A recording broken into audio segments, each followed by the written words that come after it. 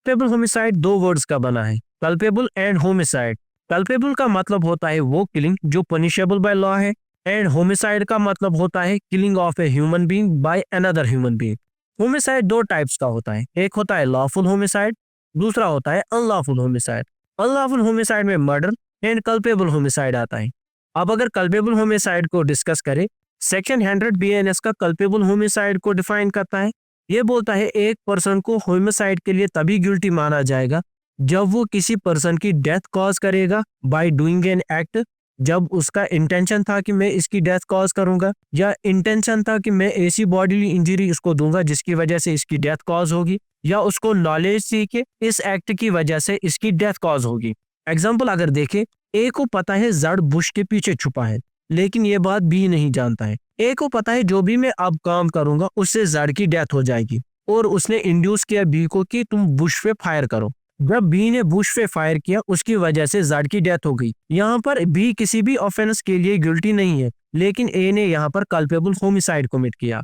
Section 100 की explanation 1 ये कहती है, अगर एक पर्सन दूसरे पर्सन को बॉडीली इंजरी करता है जो ऑलरेडी डिसऑर्डर, डिजीज या बॉडीली एफर्मिटी से गुजर रहा है, और इस इंजरी की वजह से उसकी डेथ एक्सेलरेट हो गई, उस वक्त ये माना जाएगा जिस पर्सन ने उसको इंजरी दी उसी ने उसकी डेथ कॉज की। एग्जाम्पल अगर देखें, एक पर्सन बहुत ज्यादा बीमार है और डॉक्टर ने कहा 1 या 2 हफ्तों में इसकी डेथ हो जाएगी। जब वो क्लिनिक से बाहर निकला उस पर दूसरे पर्सन ने अटैक किया, और जिसकी वजह से उसको बहुत ज्यादा इंजरीज आ गई, और इन इंजरीज की वजह से उस पर्सन की डेथ हो गई देन एक्सपेक्टेड, जो डॉक्टर ने कहा था। यहाँ पर इवन तो विक्टिम ऑलरेडी इल था, लेकिन अटैकर ही कंसिडर किया जाएगा कि इसकी वजह से ही इसकी डेथ कॉज हो गई। एक्सप्लेनेशन 2 कहता है, जहां पर डेथ बॉडीली इंजरी की वजह से हो गई और जिस पर्सन ने वो बॉडीली इंजरी दी है वही माना जाएगा कि इसी ने डेथ कॉज की है। ऑल्दो अगर उस पर्सन को प्रॉपर एंड स्किलफुल ट्रीटमेंट मिलता मे बी वो बच भी जाता। एग्जाम्पल से समझते हैं, ए ने बी के ऊपर अटैक किया और जिसकी वजह से बी को बहुत ज्यादा सीरियस इंजरीज पहुंची,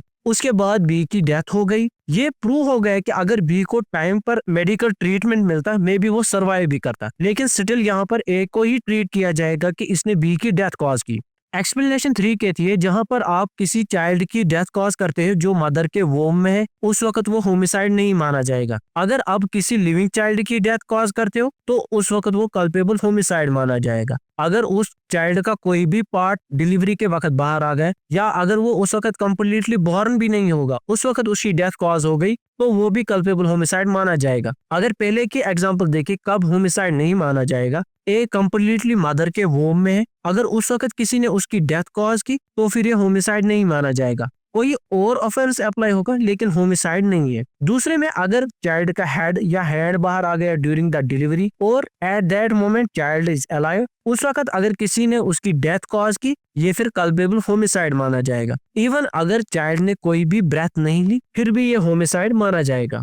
कल्पेबल होमिसाइड का केस है Vineet Kumar Chauhan versus state of Uttar Pradesh. इसमें एक्यूज्ड एंड डिसीज्ड एक दूसरे के नेबर थे और इन दोनों के बीच में बहस हो गई। बहस के बाद एक्यूज्ड अपने घर आ गया गुस्से में और अपने फादर की रिवॉल्वर निकाली, और उसकी वजह से उसने विक्टिम की हाउस की तरफ फायर किया। एट दैट टाइम जो विक्टिम है वो डोर के क्लोज था जहां पर गोली लग गई, वो फिर विक्टिम को लगी जिसकी वजह से उसकी डेथ कॉज हो गई। कोर्ट ने यहाँ पर कहा एक्यूज्ड का कोई भी क्लियर इंटेंशन नहीं था कि मैं विक्टिम की डेथ कॉज करूंगा। जो फायर इसने किया था इसका कोई भी एम पर्टिकुलर पर्सन नहीं था, इसने एंगर में फायर किया था। कोर्ट ने इस केस में एक्यूज्ड को कल्पेबल होमिसाइड के लिए लायबल ठहराया। पनिशमेंट ऑफ कल्पेबल होमिसाइड अगर देखें, सेक्शन 105 कहता है जो भी कल्पेबल होमिसाइड कमिट करेगा उसको पनिश किया जाएगा इम्प्रिजनमेंट फॉर लाइफ, या उसको इम्प्रिजनमेंट ऑफ आइदर डिस्क्रिप्शन होगी जो 5 साल से तो कम नहीं होगी लेकिन एक्सटेंड हो सकती है 10 साल के लिए, and also liable for fine जब उसके एक्ट की वजह से डेथ कॉज होगी एंड उसका इंटेंशन भी होगा कि मैं इसकी डेथ कॉज करूंगा या ऐसी बॉडीली इंजरी दूंगा जिसकी वजह से इसकी डेथ कॉज होगी, या इम्प्रिजनमेंट ऑफ आइदर डिस्क्रिप्शन जो 10 साल के लिए एक्सटेंड होगी प्लस फाइन अगर एक्ट उसने किया और उसे पता था कि इसकी वजह से डेथ कॉज होगी लेकिन उस वक्त इंटेंशन प्रेजेंट नहीं था कि मैं इसकी डेथ कॉज करूंगा, या वो बॉडीली इंजरी जिसकी वजह से डेथ कॉज हो जाएगी, उस वक्त पनिशमेंट 10 साल की होगी। पहले में लाइफ इम्प्रिजनमेंट, दूसरे में 5 साल से लेकर 10 साल तक प्लस फाइन, तीसरे में पनिशमेंट जो एक्सटेंड होगी 10 साल तक प्लस फाइन। इसके बाद हमारे पास मर्डर है। सेक्शन 101 मर्डर के साथ डील करता है। ये कहता है जो भी एक्सेप्शंस मर्डर की है उसके अलावा हर कल्पेबल होमिसाइड मर्डर है। क्लॉज ए कहता है जहां पर एक पर्सन का इंटेंशन होगा कि मैं दूसरे पर्सन की डेथ कॉज करूंगा, उस वक्त वो मर्डर होता है। या इंटेंशन होगा कि मैं ऐसी बॉडीली इंजरी दूंगा जिसकी वजह से दूसरे पर्सन की डेथ कॉज हो जाएगी, ये भी मर्डर है। सब क्लॉज सी कहता है जहां पर उसका इंटेंशन ये होगा कि मैं ऐसी बॉडीली इंजरी प्रोवाइड करूंगा जो सफिशिएंट होगी ऑर्डिनरी कोर्स में जहां पर पर्सन की डेथ हो जाएगी, ये भी मर्डर है। एंड क्लास डी कहता है कि जो भी एक पर्सन एक्ट कमिट करेगा और उसको पता है ये इतना डेंजरस है कि हर प्रोबेबिलिटी में ये दूसरे पर्सन की डेथ कॉज करेगा या ऐसी बॉडीली इंजरी जिसकी वजह से दूसरे पर्सन की डेथ कॉज हो जाएगी, ये भी मर्डर है। एग्जाम्पल अगर देखिए, ए ने जड को शूट किया और इंटेंशन ये था कि मैं जड की डेथ कॉज करूंगा। इन द कॉन्सिक्वेंस जड की डेथ हो गई, यहाँ पर ए ने मर्डर कमिट किया। दूसरी एग्जांपल, ए ने लोडेड कैनन क्राउड में फायर की और उसको पता था कि जो भी मैं ये एक्ट कर रहा हूँ इसकी वजह से किसी पर्सन की डेथ कॉज हो जाएगी। एक पर्सन की डेथ कॉज हो गई, यहाँ पर भी ए ने मर्डर कमिट किया। ऑल्दो उसका कोई भी पर्टिकुलर टारगेट नहीं था, लेकिन इंटेंशन ये था कि जब मैं ये चलाऊंगा उस वक्त किसी ना किसी पर्सन की डेथ कॉज हो जाएगी। एक्सेप्शन 1 अगर सेक्शन 101 की देखिए, ये कहता है कि कल्पेबल होमिसाइड मर्डर नहीं है जब एक person grave and sudden provocation में दूसरे पर्सन की डेथ कॉज करता है या बाय मिस्टेक या एक्सीडेंट दूसरे पर्सन की डेथ कॉज करता है, प्रोवाइडेड दैट जो प्रोवोकेशन है वो वॉलंटरी नहीं होना चाहिए, जैसे पर्सन को खुद का प्रोवोकेशन नहीं होना चाहिए। दूसरा, अगर कोई भी पर्सन गुड फेथ में ओबीडियंस टू द लॉ या कोई भी पब्लिक सर्वेंट लॉफुली एक्सरसाइज कर रहा है अपने पावर को, जैसे पब्लिक सर्वेंट ने कोई भी काम किया, अगर उसकी वजह से किसी पर्सन को ग्रेव एंड सडन प्रोवोकेशन मिल रहा है, अगर उस वक्त वो कोई ऑफेंस कर रहा है या किसी पर्सन की डेथ कॉज कर रहा है, वो उस वक्त मर्डर माना जाएगा, वो उस वक्त कल्पेबल होमिसाइड नहीं माना जाएगा। एंड थर्ड कहता है कि अगर कोई भी person lawfully right to private defence use कर रहा है एंड उस वक्त दूसरे पर्सन ने उसकी डेथ कॉज की, तो उस वक्त वो मर्डर माना जाएगा। एंड कोर्ट डिटरमाइन करेगा जो भी प्रोवोकेशन था वो ग्रेव एंड सडन था या नहीं। एग्जाम्पल अगर देखे, वाई ने ए को ग्रेव एंड सडन प्रोवोकेशन दिया एंड ए ऑन प्रोवोकेशन उसने पिस्टल से वाई की तरफ फायर की, जिसकी वजह से जड की डेथ कॉज हो गई। यहाँ पर ए का कोई भी इंटेंशन नहीं था कि मैं जड की डेथ कॉज करूंगा, यहाँ पर ए ने कल्पेबल होमिसाइड कमिट किया। दूसरी एग्जाम्पल अगर देखें, जड ने ए को ग्रेव एंड सडन प्रोवोकेशन दिया एंड इंटेंशनली ए ने वाई की डेथ कॉज की जो जड का चाइल्ड था, यहाँ पर ए ने मर्डर कमिट किया।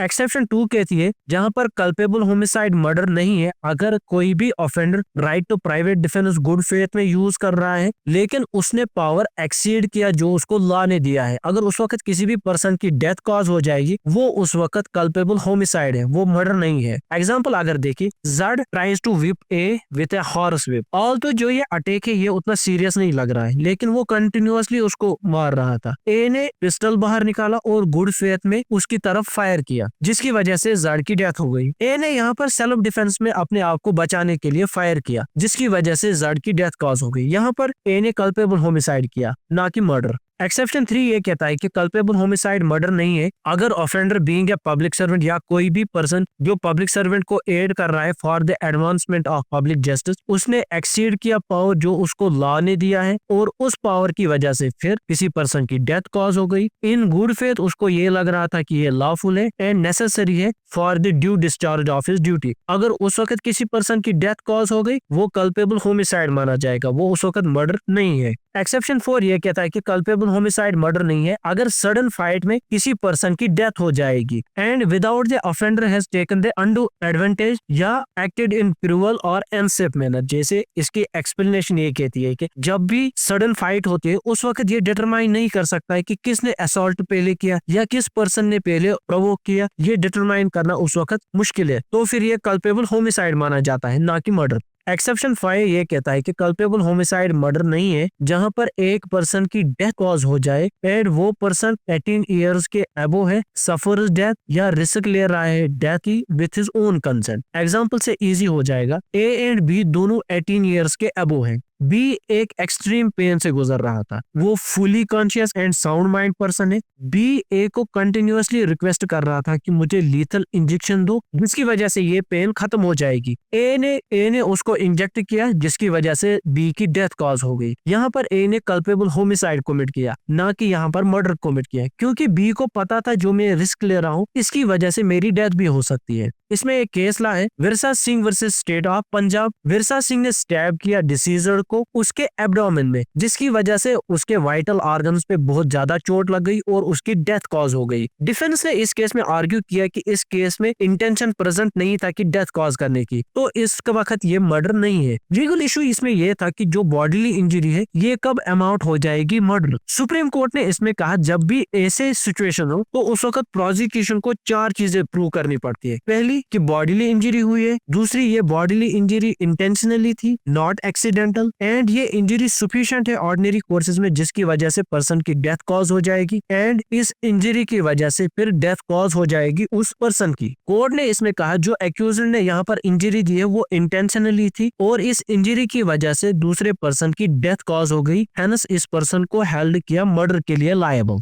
पनिशमेंट ऑफ मर्डर अगर देखें सेक्शन 103 मर्डर की पनिशमेंट के साथ डील करता है। क्लॉज 1 कहता है जो भी पर्सन मर्डर कमिट करेगा उसको डेथ पेनल्टी या इम्प्रिजनमेंट फॉर लाइफ दी जाएगी एंड वो फाइन के लिए भी लायबल होगा। क्लॉज 2 कहता है जहां पर 5 या more than 5 people acting in a concert अगर वो मर्डर कमिट करते हैं on the ground of race, caste, community, gender, place of birth, language, personal belief या अदर सिमिलर ग्राउंड पे, तो ईच मेंबर को डेथ पेनल्टी या इम्प्रिजनमेंट फॉर लाइफ दी जाएगी एंड वो फाइन के लिए भी लायबल होंगे। सेक्शन 104 कहता है जहां पर एक पर्सन को ऑलरेडी लाइफ इम्प्रिजनमेंट दी गई है अगर वो मर्डर कमिट करता है तो फिर उसके बाद उसको डेथ पेनल्टी दी जाती है या लाइफ इम्प्रिजनमेंट तब तक जब तक उसकी नेचुरल डेथ नहीं हो जाती है। आज का वीडियो इतना ही था। अगर वीडियो अच्छा लगा हो तो वीडियो को लाइक करना एंड चैनल को सब्सक्राइब करना।